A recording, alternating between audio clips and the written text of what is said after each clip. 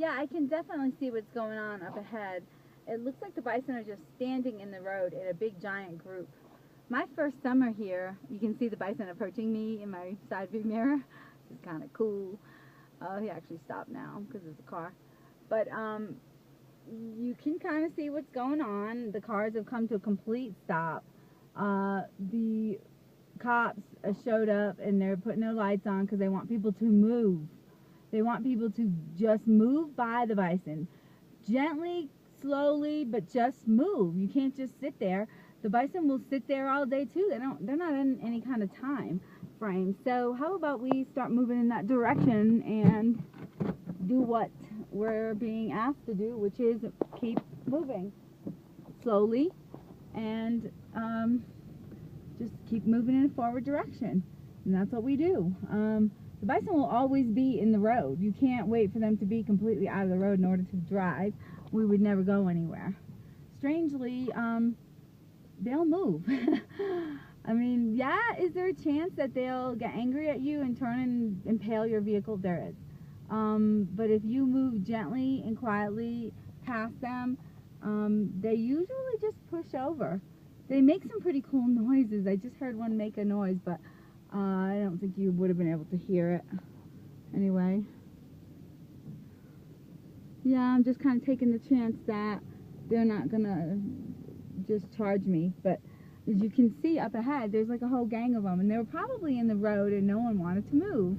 And that's what happens. You have this giant line of vehicles. Mostly it's people who have never driven around bison before. They don't know what to do. And that's okay. Understood. I mean, it's new. When you see this many bison, it's pretty shocking.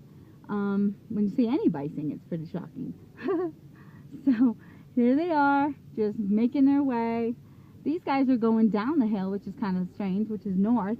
But they do move north and south. So that's the bison jam. That's what they call a bison jam. We don't have traffic jams, but we have bison jams. And now we're on our way. I believe this is the last part of the journey, so maybe I'll just keep you along for the ride since we're here. The part 3 of my drive to work. Awesome cliffs overhead. Lots and lots of times you'll see animals jumping around on those cliffs later in the spring as it gets warmer. Even now, but really for sure as it gets warmer. This gets pretty icy whenever it does snow, this area, but they do a good job of plowing and they put down sand. They don't put down salt, but they do put down sand. As you can see, there's a law enforcement dude coming back and making sure that everybody is moving in a forward direction. So we got a couple stragglers, or maybe these are the forerunners because they're actually ahead of the others. Bison move in all different directions. They move in groups, they move singularly. I'm not really sure about the study of what they do and why, but I know that they do both of those things. We're coming up to a really pretty sort of valley area over here. I take a lot of photos over here because it's very picturesque, and we're just about at the park boundary where we're going to be leaving the park and going into well, outside of the park. We're already in Montana. Anyway, these are some pretty cool mountains up ahead. There's some neat little easy hikes over here along the river. They're nice and flat. They are not very difficult. They're good for beginners. Give you get your feet sort of wet, not really wet, but get your feet wet in terms of hiking. I'm really looking forward to doing some really hard hikes this summer.